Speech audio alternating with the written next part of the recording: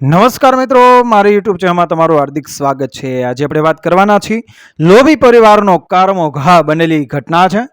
પરિવારની સહેલગાહ પર ગયેલી માતાને તેના પોતાના જ લોકોએ 6 વર્ષના દીકરા સહિત ખીણમાં ધકેલી દીધી, પરંતુ ઘાયલ બાળકે ધીમેથી ફૂસફૂસાવીને કહ્યું, મમ્મી અત્યારે હલતી નહીં।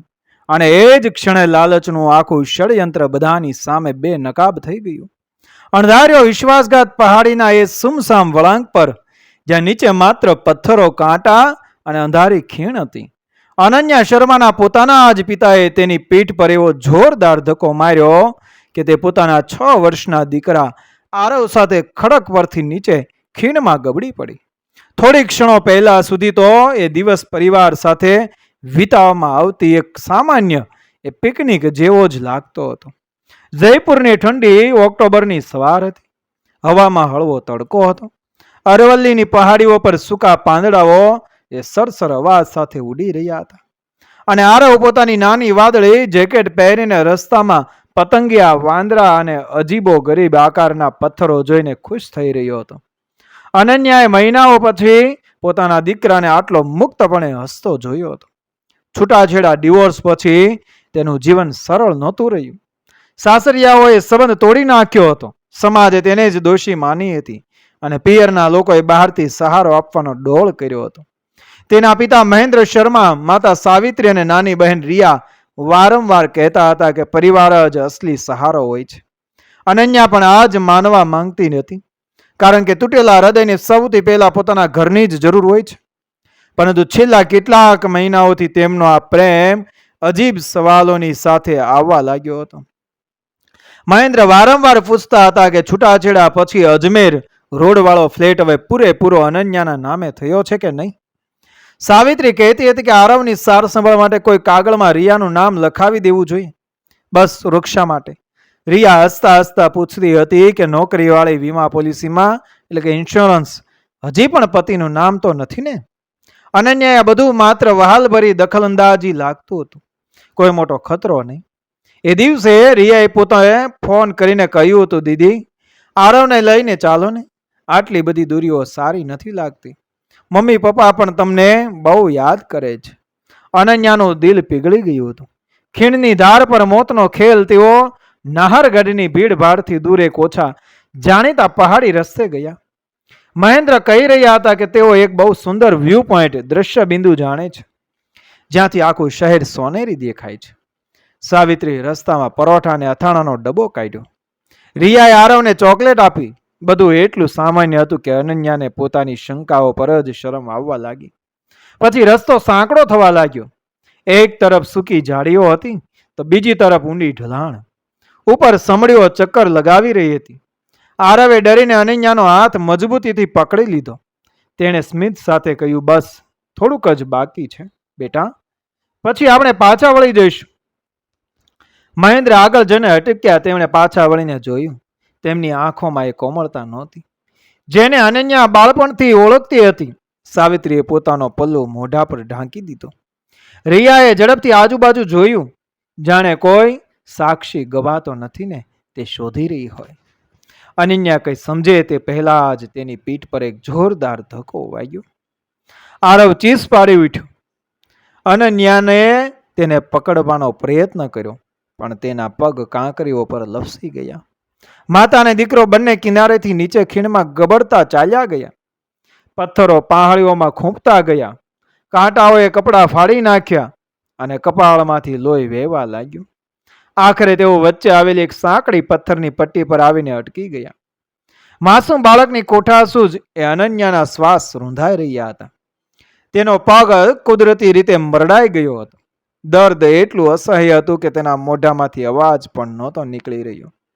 ઉપરથી સાવિત્રીના ખોટા રડવાનો અવાજ આવ્યો। એક ક્ષણ માટે અનન્યાને લાગ્યું કે કદાચ તેમને પસ્તાવો થઈ રહ્યો છે। ત્યાં જ મહેન્દ્રનો ઠંડો અને ક્રૂર અવાજ નીચે સંભળાયો, નીચે ના જોઈશ, હવે કંઈ જ થઈ શકે તેમ નથી। આરવ ધ્રુજતો પોતાની માતાના ચહેરા પાછળ સરકીને આવ્યો। તેનો હાથ છોલાઈ ગયો હતો। ઘૂંટણમાંથી લોહી વહી રહ્યું હતું, પણ તેની આંખો એકદમ ખુલ્લી હતી। તેણે ખૂબ જ ધીમેથી મમ્મીના કાનમાં ફૂસફૂસાવીને કહ્યું, મમ્મી અત્યારે જરાય હલતી નહીં, બિલકુલ એમ જ પડી રહે જાણે આપણે મરી ગયા છીએ. અનન્યાના ધબકારા થંભી ગયા. ત્યાં જ ઉપરથી રિયાનો અવાજ આવ્યો, જો આ બંને ચાલ્યા જશે તો આ બધું જ આપણું થઈ જશે. આરવે માતાના કાન પાસે ફરીથી ધીમેથી કહ્યું. વાંસીએ ધક્કો મારતા પેલા નાનાને કહ્યું હતું, આરવને પણ પૂરું કરી દેવું પડશે, નહીતર મિલકતનો હિસ્સો તેને મળશે. ખીણમાંથી ન્યાયનો ગર્જના અને કાવતરાનો અંત. અનન્યાને પોતાનો શ્વાસ રોકી લીધા. આરવના એ નાનકડા શબ્દો, મમ્મી હમણાં હલતી નહીં, એવું નાટક કર જાણે આપણે મરી ગયા છીએ, તેના હૃદયમાં સીધા વાગ્યા. તેનો પોતાનો પરિવાર, તેના પિતા મહેન્દ્ર, માતા સાવિત્રી અને બહેન રિયા માત્ર એક ફ્લેટ અને વીમાની રકમ માટે તેને અને તેના માસૂમ દીકરાને જીવતે જીવ ખીણમાં ધકેલી ચૂક્યા હતા. ઉપર પહાડીની ધાર ઉપરથી મહેન્દ્રનો અવાજ ફરી સંભળાયો, રિયા જરા નીચે ડોક્યું કરીને જોતો ખરી, બંને સ્થિર છે ને? રિયાએ ઝૂકીને જોયું. અનન્યા અને આરવ પથ્થરની પટ્ટી પર સાવ નિશ્ચલ પડ્યા હતા. લોહીના ડાઘા તેમની આસપાસ વિખરાયેલા હતા. રિયાએ પાછા વળીને પિતાને કહ્યું, હા પપ્પા, કોઈ હલચલ નથી. કાંટા અને પથ્થરો વચ્ચે બંને શાંત થઈ ગયા છે. આપણો પ્લાન એકદમ પરફેક્ટ રહ્યો. સાવિત્રીએ નકલી આંસુ લૂછતા કહ્યું, ચાલ હવે અહીંથી નીકળીએ. પોલીસને ફોન કરીને કહીશું કે અનન્યાનો પગ લપસી ગયો અને આરવને બચાવવા જતા પોતે પણ ખીણમાં પડી ગઈ. ત્રણેય જણા ઝડપથી પોતાની ગાડી તરફ આગળ વધ્યા અને ત્યાંથી એ રવાના થઈ ગયા. હિમાયત અને બચાવ તેમના ગયાની બરાબર 5 મિનિટ પછી અનન્યાએ ધીમેથી આંખો ખોલી. તેનો આખો દેહ થાક અને અસહ્ય પીડાથી તૂટી રહ્યો હતો, પણ એક માતાની મમતા અને ન્યાય મેળવવાની જીત તેના દર્દ પર ભારે પડી ગઈ. તેણે ધ્રુજતા હાથે પોતાના ખિસ્સામાંથી મોબાઈલ ફોન કાઢ્યો. ચમત્કારિક રીતે પહાડી પરથી પડવા છતાં ફોનની સ્ક્રીન તૂટી નહોતી અને નેટવર્ક પણ આવી રહ્યું હતું. તેણે 112 નંબર ડાયલ કરીને પોલીસ અને એમ્બ્યુલન્સને લોકેશન મોકલી દીધું. અડધા કલાકની અંદર SDRF અને સ્થાનિક પોલીસની ટીમ ઘટના સ્થળે પહોંચી ગઈ. દોરડાની મદદથી બંનેને સુરક્ષિત રીતે બહાર કાઢવામાં આવ્યા. અનન્યાનો પગ ફ્રેક્ચર થઈ ગયો હતો અને આરવને પણ ગંભીર ઈજાઓ થઈ હતી, પણ બંનેના જીવ બચી ગયા હતા.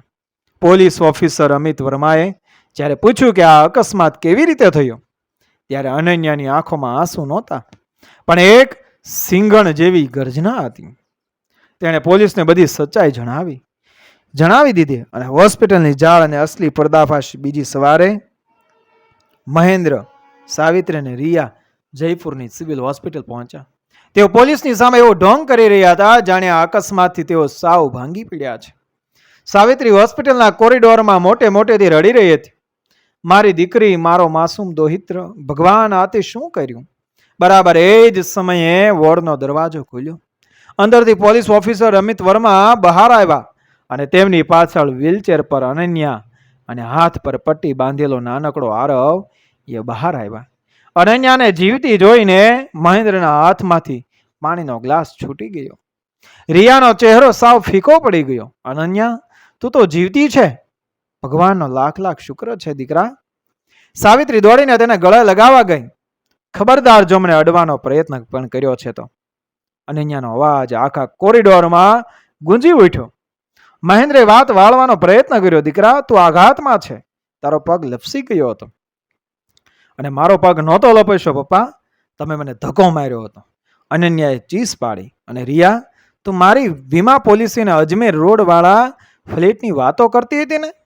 પોલીસ ઓફિસર સાહેબ, આ લોકોએ મિલકત મેળવવા માટે જ અમને પહાડી પરથી નીચે ફેંક્યા હતા. મારો દીકરો આરવ બધું જ સાંભળી રહ્યો હતો. 6 વર્ષનો આરવ આગળ આવ્યો અને તેણે મહેન્દ્રની સામે આંગળી ચીંધીને એ કહ્યું, પોલીસ અંકલ, નાનાએ જ મમ્મીને ધક્કો માર્યો હતો અને માસી કહેતી હતી કે મને પણ મારી નાખવો પડશે, નહીંતર મિલકતમાં મારો હિસ્સો થશે. અને ત્યારે એ ન્યાયનો વિજય પોલીસ ઓફિસર અમિત વર્માએ તરત જ એ લેડી કોન્સ્ટેબલને ઇશારો કર્યો. રિયા અને સાવિત્રીના હાથમાં હથકડી પહેરાવી દેવામાં આવી અને મહેન્દ્રને પોલીસે મજબૂતીથી પકડી લીધો. પોલીસે જણાવ્યું કે અનન્યાના અજમેર રોડવાળા ફ્લેટના કાગળો અને ઇન્સ્યોરન્સ કંપનીના દસ્તાવેજો મહેન્દ્રના ઘરમાંથી પહેલેથી જ જપ્ત કરી લેવામાં આવ્યા છે, જે સાબિત કરે છે કે આ એક પૂર્વ આયોજિત કાવતરું એટલે પ્રી પ્લાનેડ કન્સ્પાયરેસી હતું.